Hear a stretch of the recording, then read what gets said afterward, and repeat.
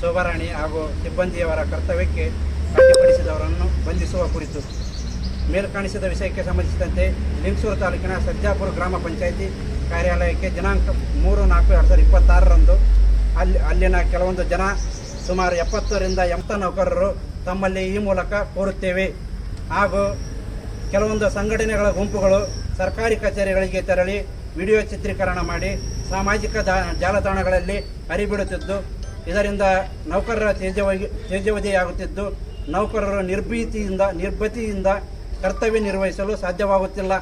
ಆದ ಕಾರಣ ಇಂಥ ಘಟನೆಗಳನ್ನು ತಡೆಯಲು ಮಾನ್ಯರು ಕ್ರಮವಹಿಸಬೇಕೆಂದು ಈ ಮೂಲಕ ಸರ್ಕಾರಿ ನೌಕರರು ಕೋರುತ್ತೇವೆ. ಧನ್ಯವಾದಗಳೊಂದಿಗೆ.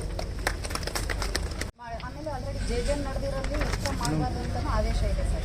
ಡಬಲ್ ವರ್ಕ್ ಆಗುತ್ತೆ. ನಾಳೆ RTI ಕೇಳಿದ್ರೆ ಏನಾದರೂ ಕಂಪ್ಲೇಂಟ್ ಆದರೆ ಮತ್ತೆ ಸಮಸ್ಯೆ ಆಗುತ್ತೆ.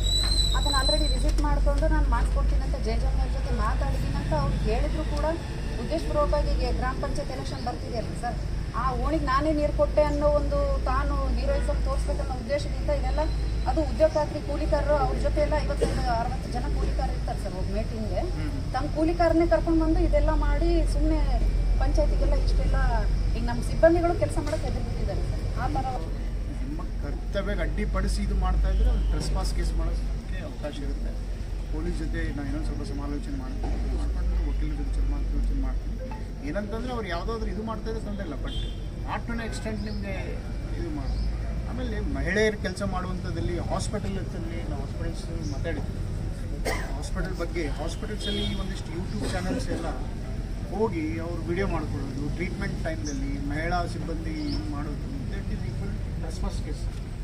ನಾವು ಪೊಲೀಸ್ ಜೊತೆ ಮಾತಾಡಿದ್ದೀನಿ. ಆ ಥರ ಏನಾದರೂ ಒಂದು ಟ್ರೆಸ್ಪಾಸ್ ಕೇಸ್ ಬುಕ್ ಮಾಡ್ಬಿಟ್ಟು ಸರಿಯಾ.